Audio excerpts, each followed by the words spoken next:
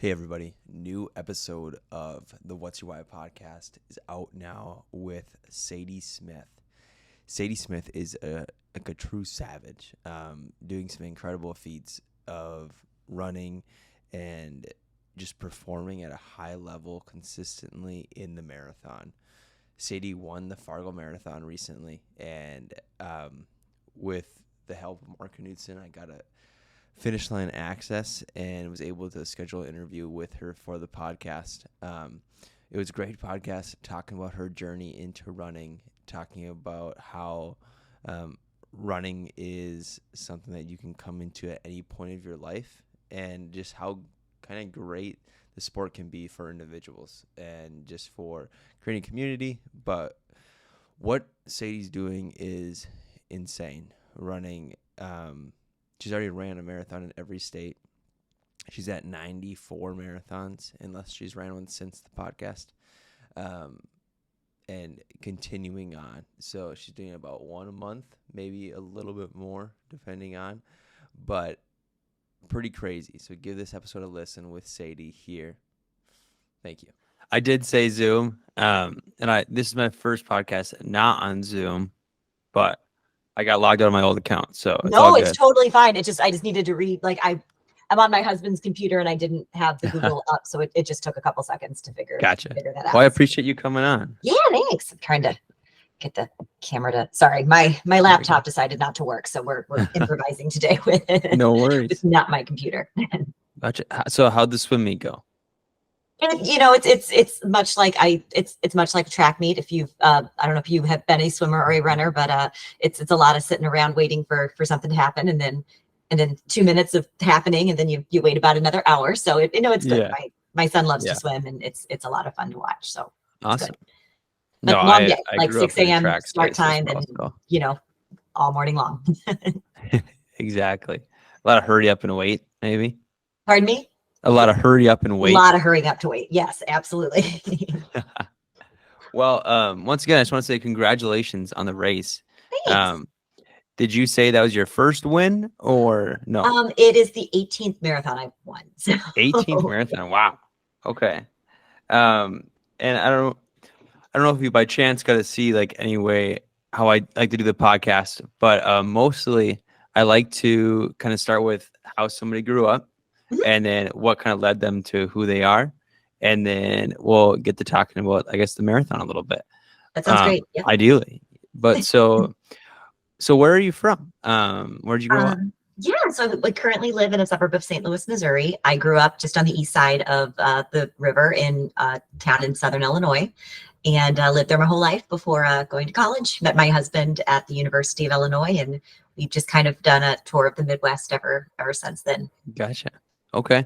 So you grew up Southern Illinois. Mm-hmm. And then when you were younger, say the early years, kind of like those first memories, what was life for you like back then? Sorry, I'm still trying to get this adjustment. I mean, I grew up in a small town. We had 5,000 people in our town. My dad was a local businessman. My mom was a part-time stay-at-home mom. So it feels like a very traditional Midwestern upbringing, really involved in our church, really involved in the community. You knew everybody who lived everywhere. So definitely that very quintessential, I kind of feel like small town. Gotcha. Midwest kind of feel. Absolutely. Yeah. Gotcha.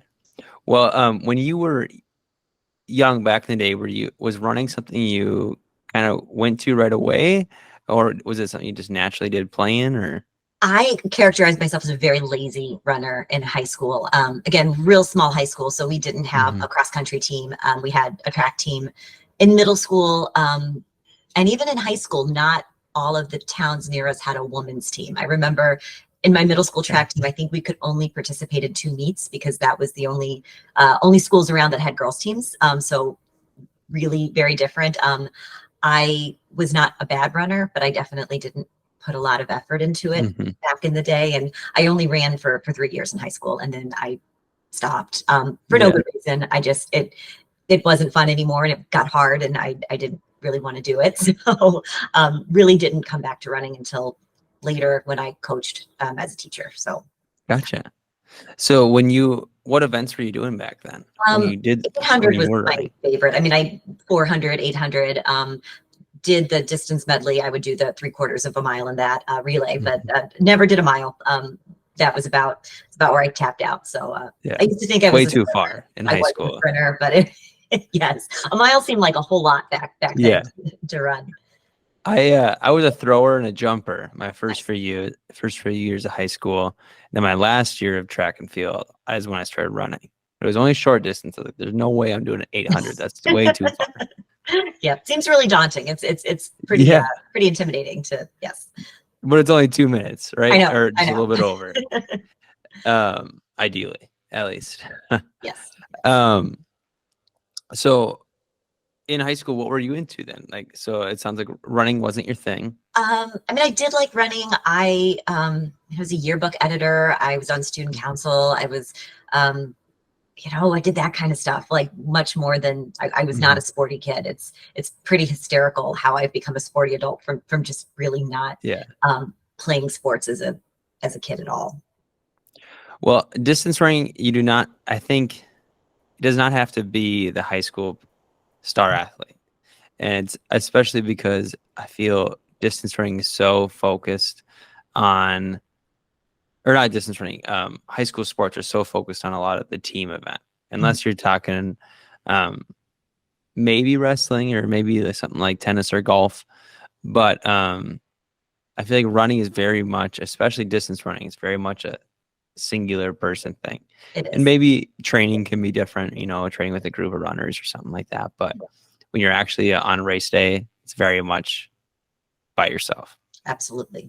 Yeah, and I really enjoyed that. That's when I really got into running, was like during COVID. You I couldn't go to my gym, and I was like, well, I'll just see how far I can run. That's what a lot of people got into running. That's Yeah. I feel like a pretty common story. It's did wonders for the running community. People who picked it up during that time. But yeah, absolutely. And I was living in Columbus, Ohio at the time, and I remember I was running before, not nearly as much, but I was amazed by how many people continued. Like once things started opening up again, they continued their habit of like being outside and exercising and whatnot. It was super cool. it is cool. But so when you went to college, what were you going to school for? I went to school for education. I taught English and theater to middle school students for nine years.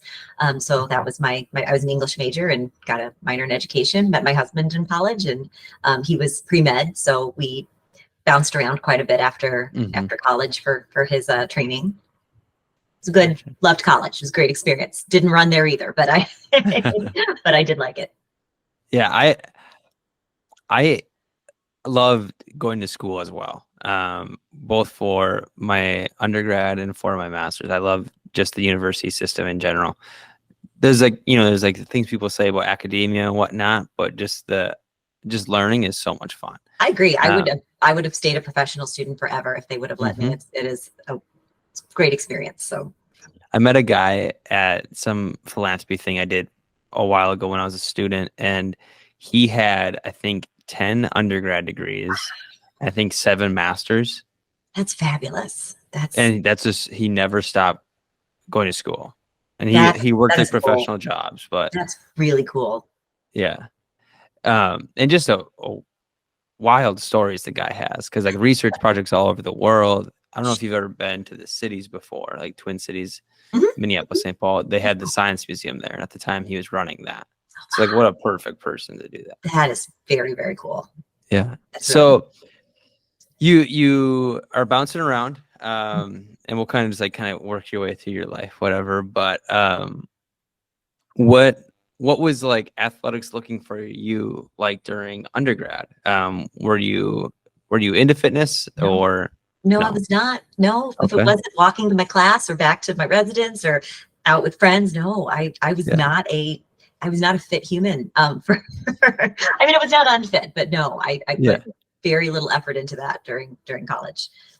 Gotcha. And then you said something about when you started teaching, you is that when you started coaching track, I or? did. When we moved, we lived in St. Louis, and then we moved to Indianapolis, Indiana, for my husband's medical school. Okay. And Indiana is big on their sports. They are a sports state. Track and cross country are huge there, and so the middle school that I taught at, I coached track and cross country for the years that I was there.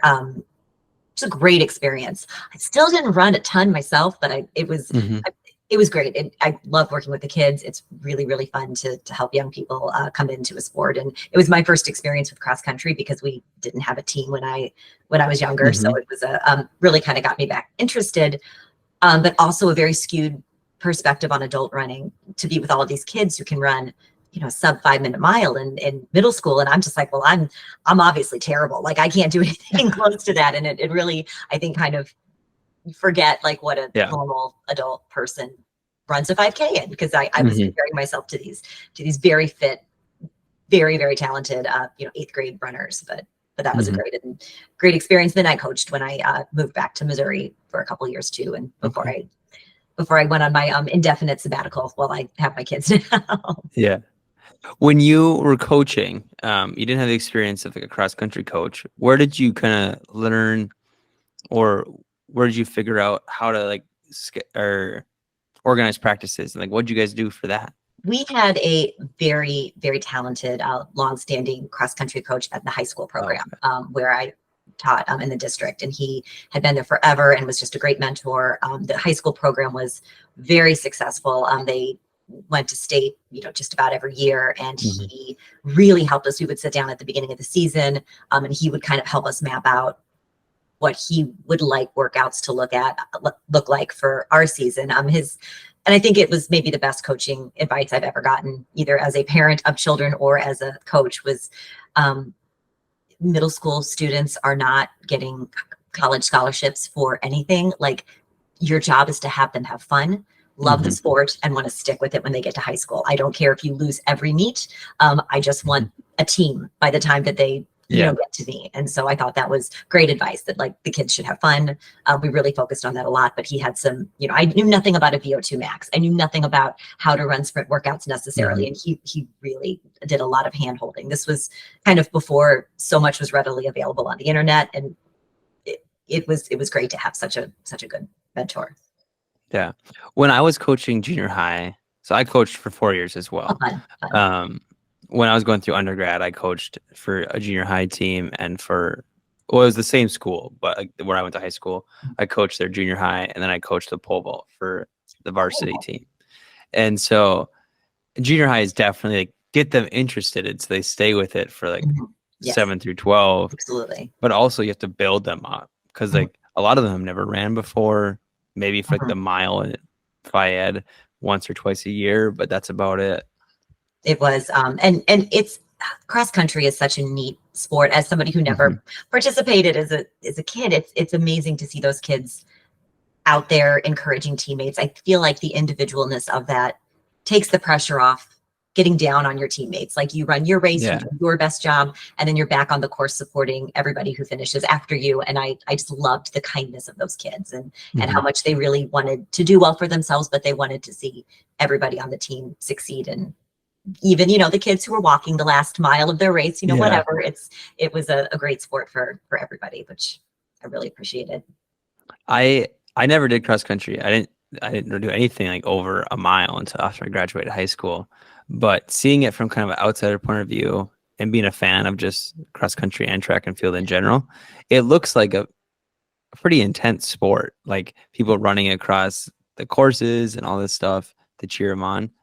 Oh, it is. Yeah. You're lucky to see your runner 2 or 3 times if you're trying to cut across fields or woods, or it's fun. And this was back again. I coached before we had the Garmin watches, the GPS watches.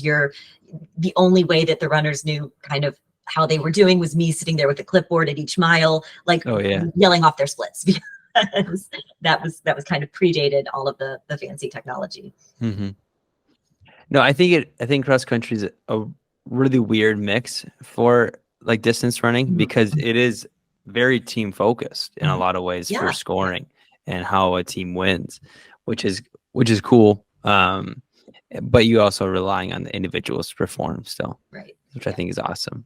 So when you were coaching at your first school, was it something that you did right away when you first moved there, or? I did. The job that I stayed at for the majority of our time in Indiana, I got mid-year in December, and I started coaching track in late February, early March. So it was right away. It was like, we would like to hire you, and by the way, we need an assistant track coach. So you can do that as well, which was wonderful. Like, it was as much fun, if not more fun, than teaching was the coaching element of that. I think coaching is a weird way for teachers to. My degrees are also in education. Okay.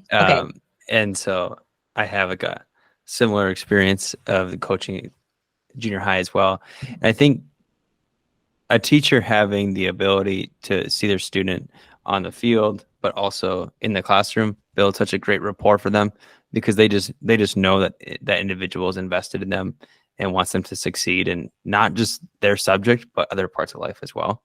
I completely agree. And I had kids in class for a year, but I would get to coach them sometimes for 3 years. And that was just a really neat way to do that. I had a weird experience seeing one of the kids I coached for 3 years. I've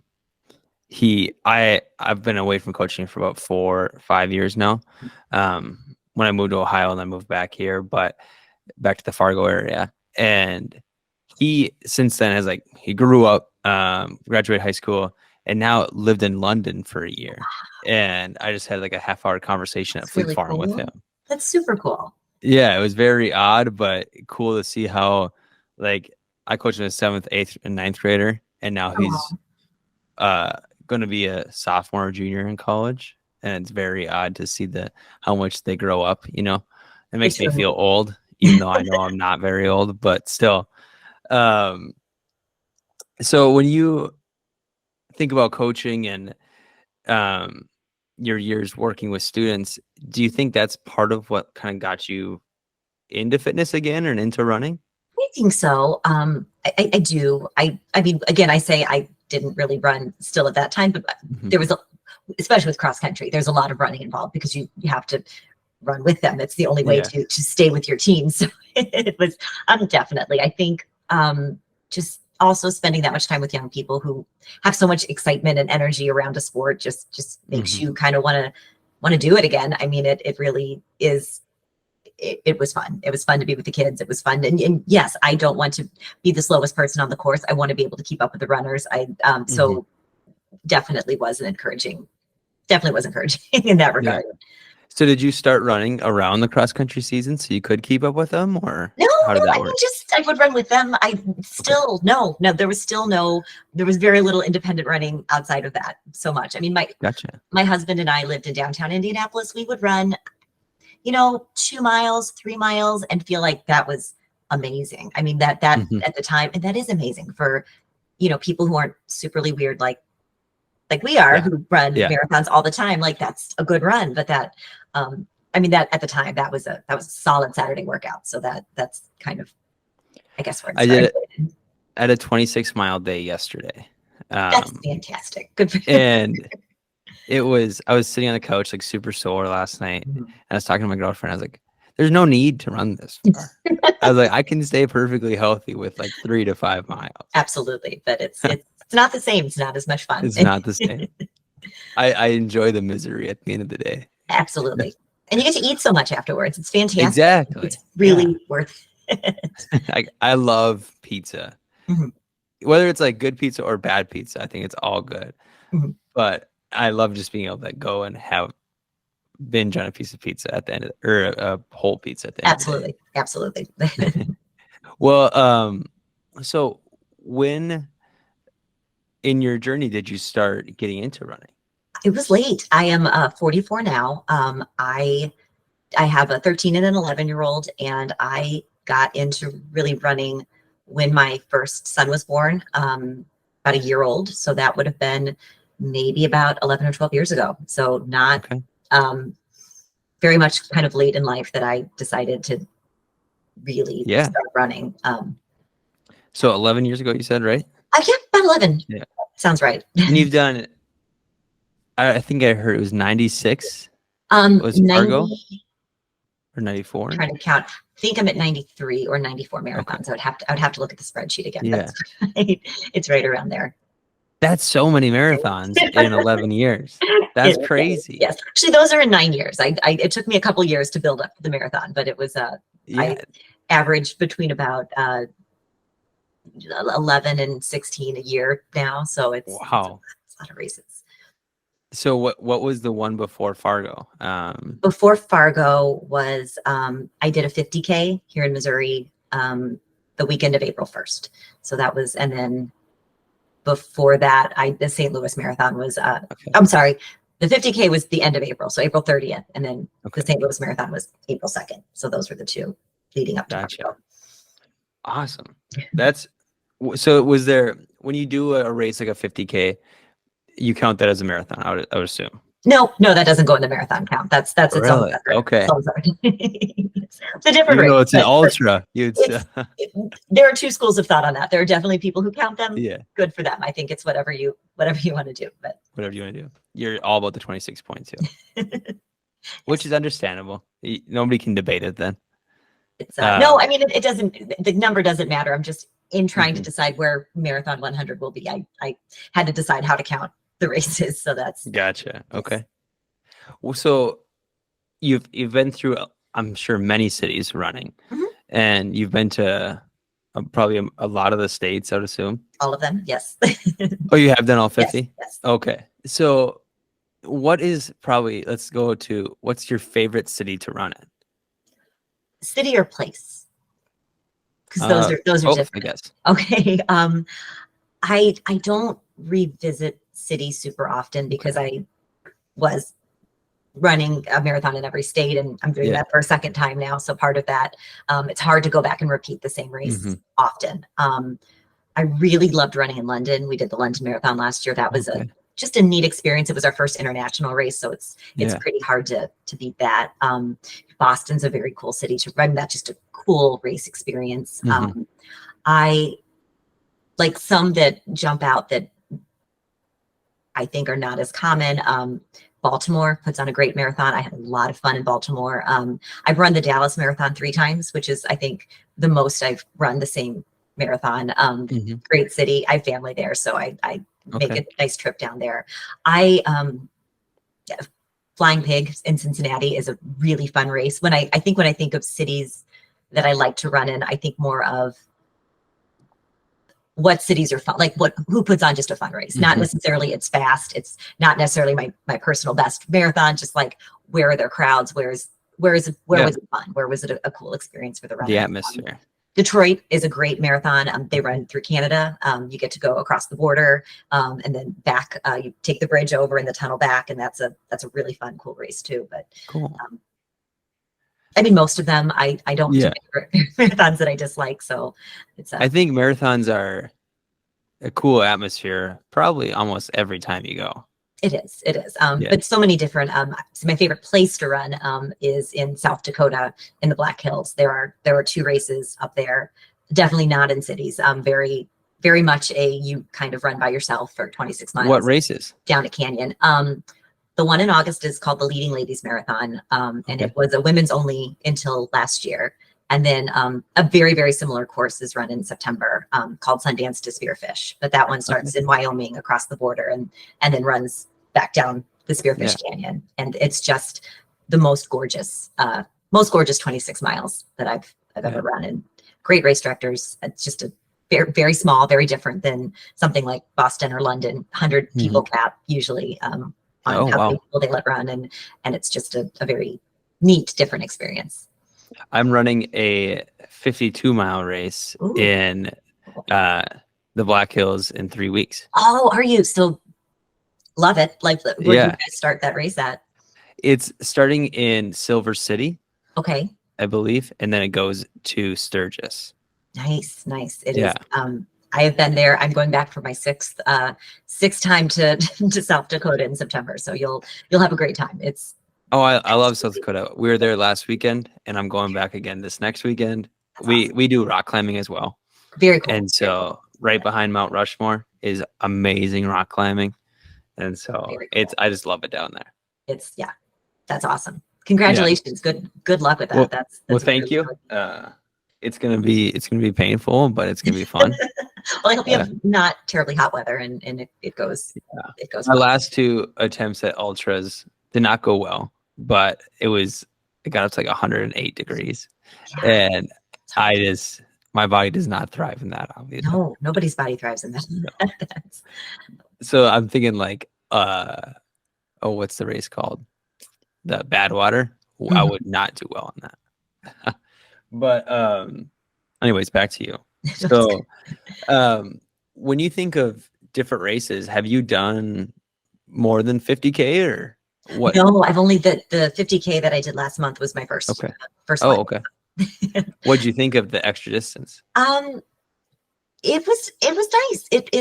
I didn't know what to expect, and the advice that I kept getting from ultra marathoners was, it's just run it like a marathon but slower. And I kind of laughed at that, but that was pretty much good advice. It was a lot less pressure. I feel like I know what I can run a good marathon in, and so I put pressure on myself that if I have a bad day, or if I'm really off of my like average time, I feel bad about it. With a 50K, I had no average time. It was just go in, have fun, run it so that I didn't feel like I was dying, and it did make it a little bit of a more enjoyable run. And is the atmosphere just a little bit more relaxed, do you think? I don't know, because I have not a ton of experience with running them. I assume most 50Ks are smaller affairs. This was one out near Springfield, Missouri. It's a smaller race. It's run on a really pretty trail.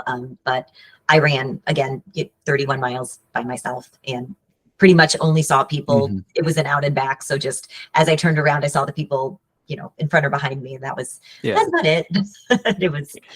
It was nice. The 50K the support was amazing. Like really good aid stations at those ultra marathons. That was different than a marathon where like people are stocked with the food and the different kinds of drinks and are willing to kind of give you whatever you wanted. And that was nice.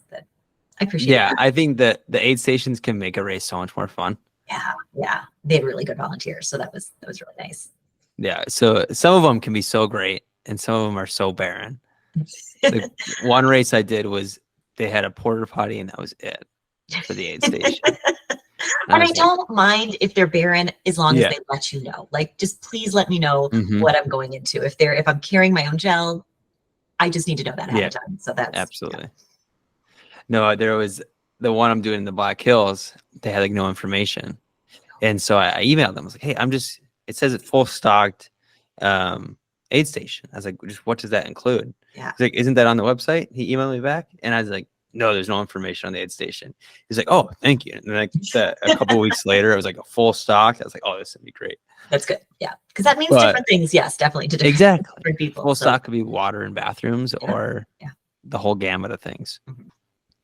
But so when you were getting into running those first 2 years, because it sounds like you've been running for 11 and then 9 years of marathons, what was those 2 years building up to like your first marathon like?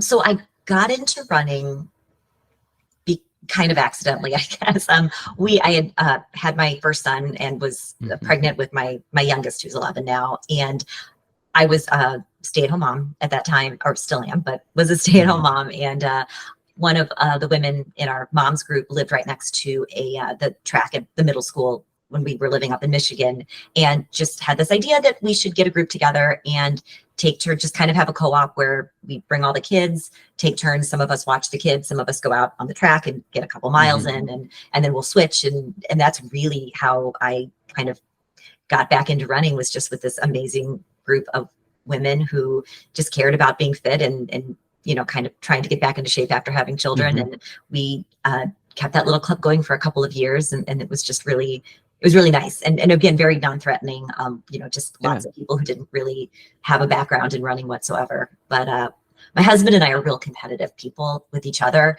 And so he had always wanted to run a half marathon and had asked, we should do this. And I didn't have a single desire. And then our little running group did like a 5K, and we did a 10K. And I realized I wasn't terrible at it. And so my husband and I decided, like, okay, we're going to sign up to do a half. And we wanted to do the half in Indianapolis, the Indy Mini down there. And so we, just kind of started training, and the weather is pretty perfect for that up in Michigan. So it was really kind of what kicked that off. And then we did a half, and we're like, well, now we have to do a full, because that's the obvious logical next step to to that. That's a logical next step. I skipped right from a half to a 50 mile, and it didn't go well. Don't get me wrong, but it was still dumb. My goal is to do the grandmas next summer, I think, or Twin Cities next fall. That's very cool. So, yeah, beautiful races. I grew up watching my mom do marathons. That's cool. And so she grandmas in Twin Cities. I think she did 8 times. That's awesome. That's really cool. I remember Does she still run? No, we're trying to get her back into running right now. So she'll listen to this and she'll be like, "Oh man, Ty called me out on this podcast." But my sister got into. She's more of like a CrossFit weightlifter. Her and her husband are runners now as well, like kind of as a side thing. They don't. My sister's definitely more of a lifter. Like she's a CrossFitter, but likes to run every now and then. Family members who are very into lifting as well, and it's a neat sport too. It's very, very cool. Absolutely. It's so broad. It's just like running. There's so many different types of lifting you can do, and that's how my sister and I grew up, was on like lifting. Was our main sport, and then I just I fell into the running more or less once I started at grad school. But so you guys did your first half marathon. We did. Did you run it together? I actually ran one before he did. I was ready a little sooner, so I did one up in Detroit, Michigan, and then we did actually an Indiana fall marathon before the Indy Midi, which we did attempt. We did run it together. That was the plan, and so we did stay together. It's the only race we've ever run completely together. We have decided that's not good for our marriage to do that. So it was kind of a one and only, but we have the cute picture of us like crossing the finish line holding hands. It was a good experience. Then, so are you the faster one, or? I am the faster one, and I'm apparently patronizing on a marathon course. My encouragement is not appreciated and not wanted. And so we tried to run Dallas, Texas. The first time we ran Dallas, we attempted that one together too. We stayed together for about 19 miles, and then I was told to just go. And so it's better. It's good. We do a lot of marathons together, but not together. So that's okay. Not running at the same pace. Just you both cross the same finish line. Absolutely. That's awesome. I'm always the worst running partner when it's just me and my girlfriend, and we go. And if I'm having a bad day, I just zone in and just head forward and don't say anything. But if I'm having a great day and she's having a bad day, I'm like, "You got this." Yes. And my encouragement is not wanted. No, that's how I felt kind of at this race. Yes, my encouragement was not appreciated. So it's tough. But if we do slow runs, those are good to get. Those are fun. Those are yeah. But she's more of a 5K, 10K fast, and I like the longer ones. Yeah. So if it's short distance running, she'll crush me. But that's nice. I appreciate it. We have a little run club here, and we have one guy who's new to running within the last year, and he's so fast. He's like annoyingly fast for being running for like seriously like 6 months. And what happens, man? That's good for him though. Down to the funny thing was at Fargo, he did the Fargo Marathon as well. And like before I come and like introduce myself to you, I was out there cheering him on, and he went off the course onto the 10K route for I think 2.5 miles. And so he ended up with his Garmin at the end of that race at like almost 29 miles. It was 28 point something. That's so hard. But he still had a good marathon time, even with that. Oh my goodness, that is heartbreaking when that happens in a race. But, has it happened to you before? I've had a course that was measured short, which was also heartbreaking when you travel to another state to check off a marathon, and then it's not a marathon, and then you have to go back. That's hard. But I actually ran. It was it's the first time they'd had the race. Really fun race in New Mexico this past January, and I won the half. we had the lead bike with us, and he was could not have been a nicer guy. And it was myself, and there was another guy that was really close to me the whole time. And as we were coming back to the finish, I'm not exactly sure how it happened.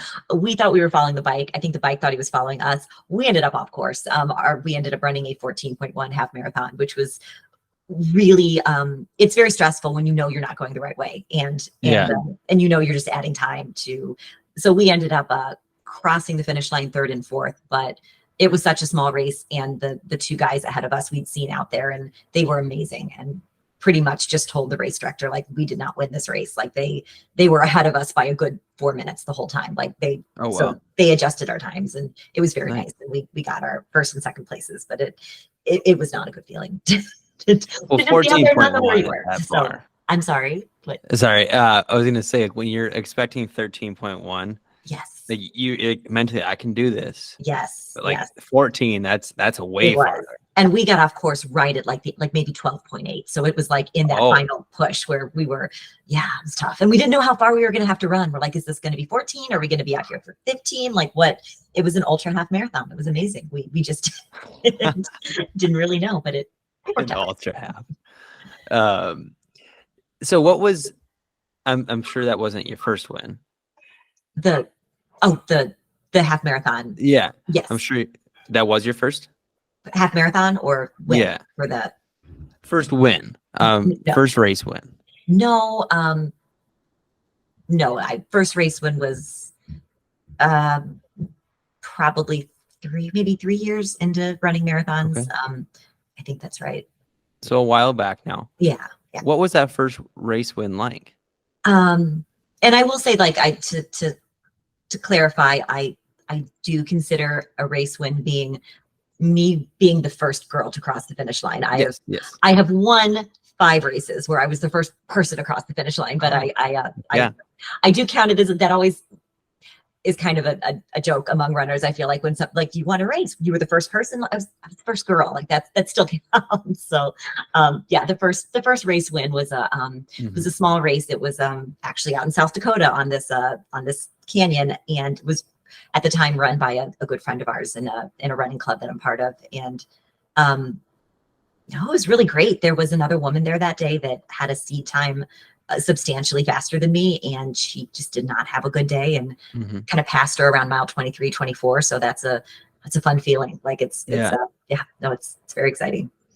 Could you tell that like she wasn't doing well? She just kind of got a hamstring issue. We talked after the race. It was she just kind of she was running extraordinarily strong for the majority of the marathon, and then just she was walking by the time I saw her at the end, which was heartbreaking. You never never really want that for anybody. You want to win when they're at their best. Absolutely. But I'll take it. But I was not going to turn that down either. No, so absolutely not.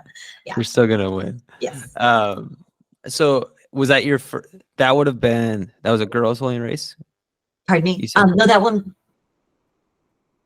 one was not. That was the September race. So it was a co-ed race. Yes. Okay.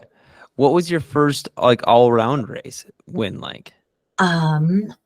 That I would have to even go back and look at when that happened. I think it was, the races that I've won all out have all been small races. Like it's never been anything big. There's actually it's a race that I won twice. Might have been the first win for a marathon, is up in on the Minnesota Iowa border. There's a cute little race that they do in May called the Iron Horse Marathon, and I found it actually right after COVID, when not a whole lot of races were back full steam yet, and needed Iowa and Minnesota, so I've done it twice. But little race, great, amazing, sweet Minnesota, nice people up there, and I think that might have been the first one that I won completely. I won a 5K. It was very small. Don't get me wrong. It was like a month and a half ago, and it was congratulations. Thank you. It was a 30-person 5K, and it was super cool. But the thing I hated about it was in a marathon, you can stare at somebody in front of you, whether they're a half mile away or whatever distance, and it's something to focus on, and it's something to like, okay, my my cadence might be like super slightly faster than theirs, so I'll catch them over the next few miles. Mhm. But you just didn't have that at all. And 'cause I led the whole thing. And what my running, but the guy I told you that it's really annoyingly fast, he just sat on my heels the whole time, and he drafted me the whole way. He tried to pass me in the last like second, Well, it's which good. I That's get. good motivation for you too then. So Exactly. that's great. But breaking the wind the whole way was Mhm. just not enjoyable. No, nope, not at all. And I have the race in Iowa being an example Mhm. was one where the second year I ran it, there were times on the course where I just stopped and like, and it was one of these flat courses on a field where you could see like a mile down the road, and I just couldn't even see a person. It was just Oh like, well. I do a lot of races like that where you're just kind of having your own little long run out there Yeah. by yourself, but it does make it hard. It's hard to run those really Mm-hmm. competitively when there's not somebody that you're seeing or next to. Exactly. No, I get it. Yeah. So, is there a dream race that you would love to do at some point? I mean, Tokyo's the last major I've got to do.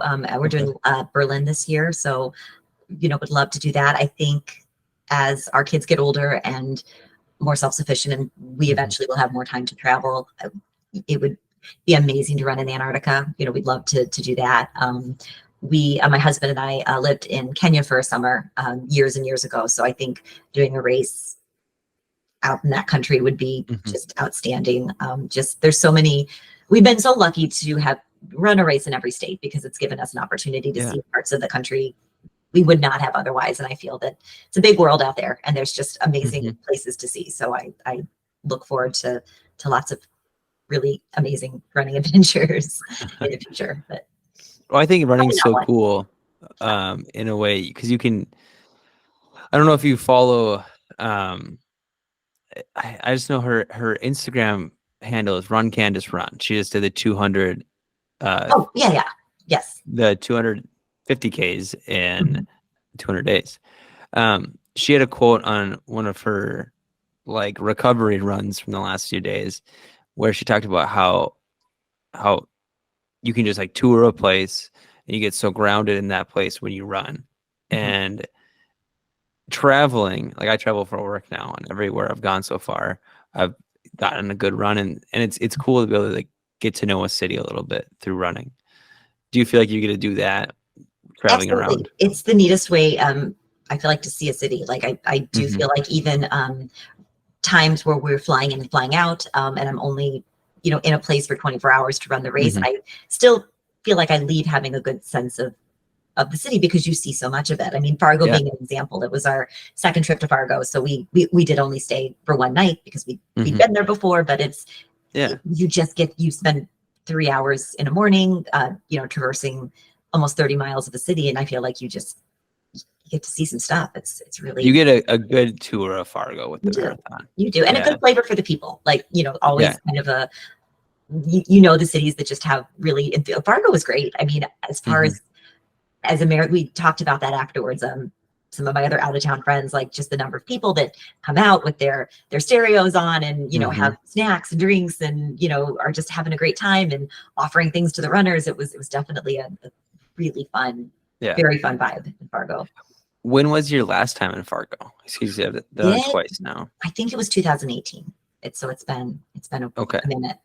So was it snowing on you that year? No, it was windy, but not snowing. I think the weather was good. We just had my first half was the Fargo in 2019. Oh my gosh. And it snowed, it sleeted, it rained. Oh, wind was blowing like crazy. It was a perfect first half marathon. And you still came back. So that's saying something about you. That's good. Well, the thing that surprised me, because that was the first time I ran that far, but you don't realize how hot you get after like 6, 7, 8 miles. Yeah. You're just a furnace at that point. Yes. And so it ended up being like, because we were with the wind a little bit on the way back, and it ended up being pretty nice to finish. Yeah. But no, it was couldn't have asked for a better first race, I guess. We always say that to non-runner friends, like if it's comfortable while you're watching the race, it's too hot for us running the race. Like if you are comfortable in your, everyday wear, then we're hot. It's like Fargo was. Like Fargo was a little, it did get warm. Yes, absolutely. And that's exactly what I was thinking. So I was standing in the shirt and just a t-shirt, I think, out on the race. And I was like, this would be brutal today. So it's a benefit of running a little bit on the faster side is you tend to be out of it a little sooner, but yeah, it's tough. Yeah. So do you have any like horror stories from your races? You have so many under your belt, so I feel like you have to have some. I ran my first time running in Montana. I ran the Missoula Marathon, which is a great race. Absolutely fantastic. But I was flying into Missoula and then from Missoula flying into Oregon to meet friends. And we were going to do a little trip to like Seattle and Portland and some flying around. And usually I just carry on anything for a race. Like I won't check a bag. I'm really nervous about that. But for this race, because there was a vacation following it, I had a big suitcase. I'm a light packer, so I didn't have enough stuff to fill my suitcase. So I threw my running bag in my suitcase, knowing that I was supposed to get into Missoula at like noon. So it's like, it's fine. Even if we're delayed, it's going to be fine. We were delayed out of St. Louis and I missed my connection in Minneapolis. Like plane's still there, but the doors were closed. They ended up rerouting me from an American flight to a Delta flight, sat in the airport all day long.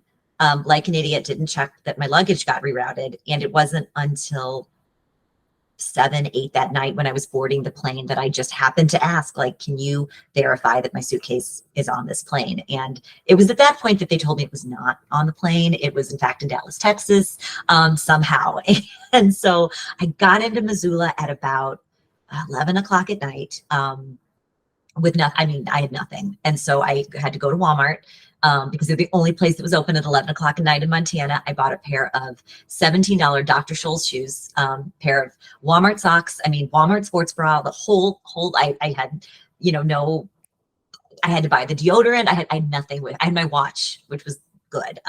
Still had the running watch. And I ran that marathon in complete new things from Walmart and still managed to got a Boston qualifying time. Still, I ran a 3:38, which was not a barnstorming marathon, but like I finished that and the soles of those shoes were shredded. Like there was nothing left on the bottom of the shoes. I had the worst blisters I've ever had. It was really an experience. So that was a what was that finish like to you? I was just so happy. I started that race just thinking like, I am going to play this by ear. And if at mile 10, like I am unable to continue in these Dr. Scholl's shoes, I'm just going to pull over and we're just going to call it. And so I ran with the pace group and they were awesome. And I'm just like, I like to talk always, but when I run, I always very happy to have somebody to talk to. So the pacer that we were running with, I'm like, can we just talk for like as much of this race as possible? Because I need to be distracted from what's happening at my feet. But it was a great finish, painful, really, and then stressful afterwards because I had to track my suitcase down in Dallas and make sure it got up to Oregon. And I was in Montana and it was a whole thing. Did you end up getting your stuff back? I did. My aunt actually works at the Dallas airport. So I was able to actually get like a secret number to call baggage claim. And like they like found my suitcase. It worked out very, very That's well. awesome. That was my only other horror story was another amazing race is in now I'm not going to remember where it is, but it's up in the New England area. It'll come to me in a second. Too many races. But at that race, I had gone outside to check the weather and came back and my hotel room had locked, like the key, the electronic key door had lost its battery charge. And it was a Sunday morning race. And I went down to the front desk and they're just like, yeah, we're going to need maintenance to actually take the lock off the door because like the battery for the electronic key fob has died and we cannot get into your room at all.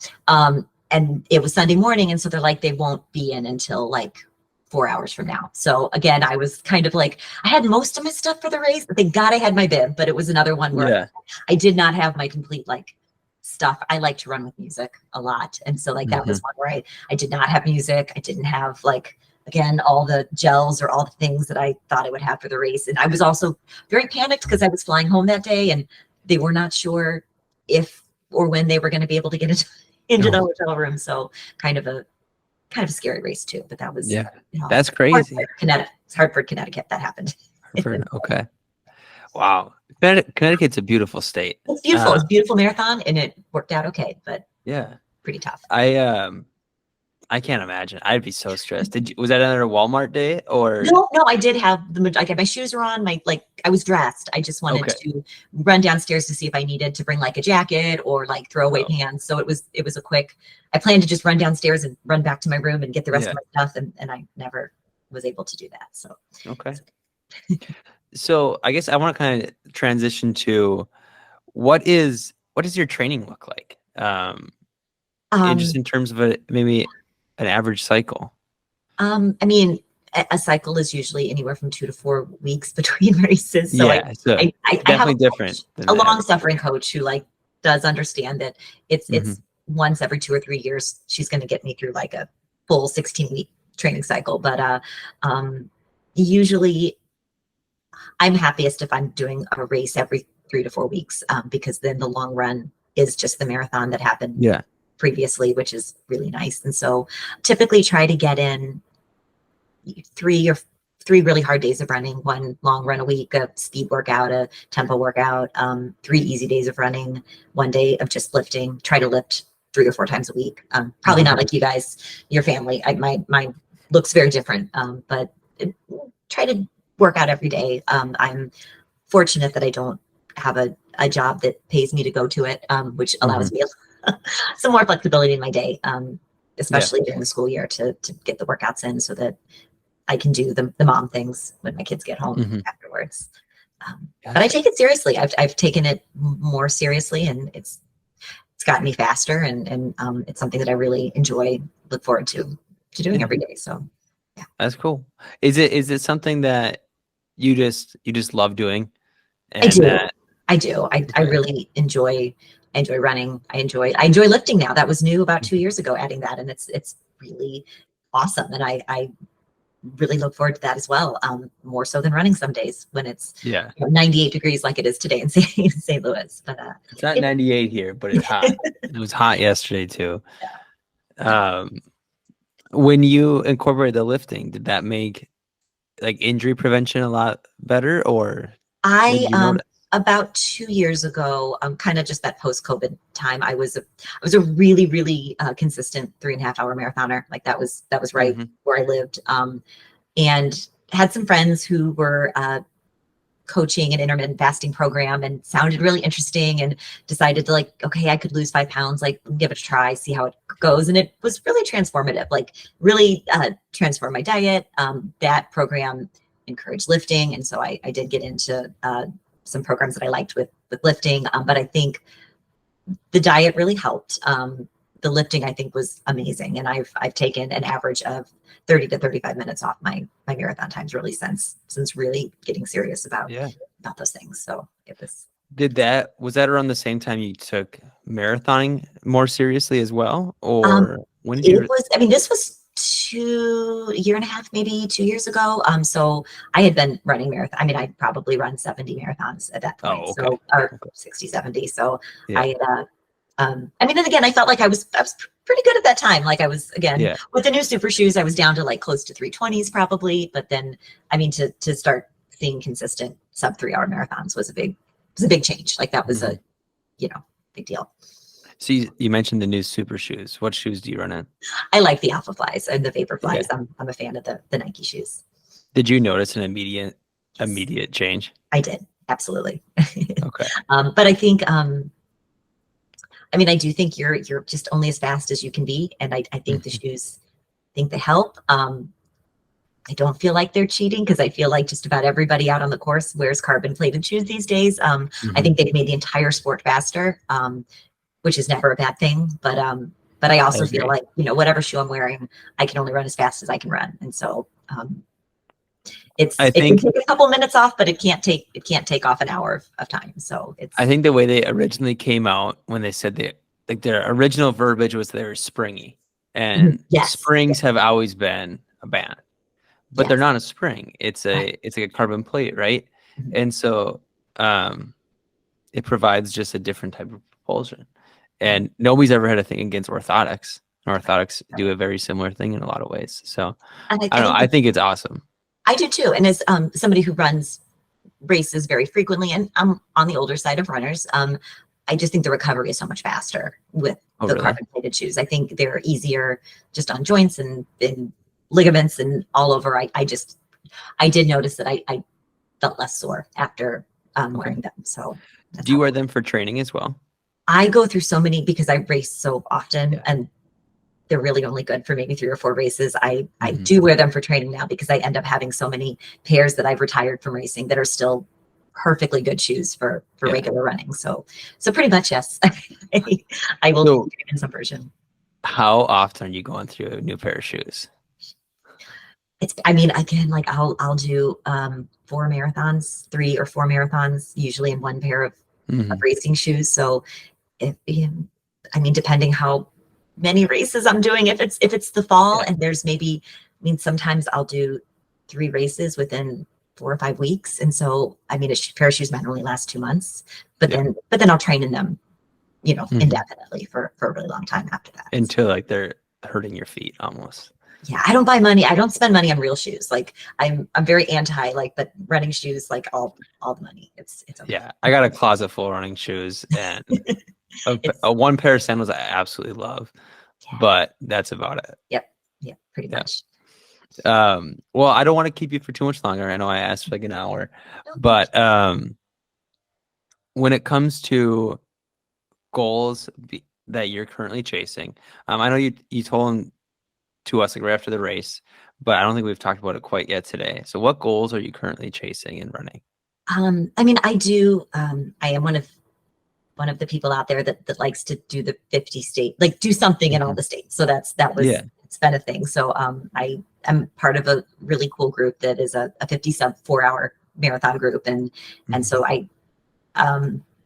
and then there's another group out there that has, done all the states with the Boston qualifying time. So I have that too. And I think, to the best of my knowledge, I'm the only female that's done all the 50 states in under 3.5 hours. So that was last year. I knocked off the last of those states. And so right now I am trying to get all 50 states. I would like to do it under 3 hours and 10 minutes because that is the Boston qualifying standard for men, 40 to 45. And so there's always the grumbling that, women don't have to hit the same times for Boston that men do. So I want to run all 50 states and whatever the men have to do it in. So I'm about 30 states into that. And then a newer goal has been, because I feel like I've had some good luck with who's shown up at various races. I would like to get a top 3 overall win in every state. So I've got, I think 30 states with the top 3.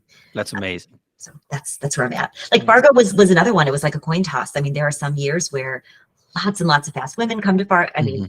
And then some years it tends to be a little, times aren't quite as competitive. It always just depends on it fluctuates quite a bit. And yeah. So yeah.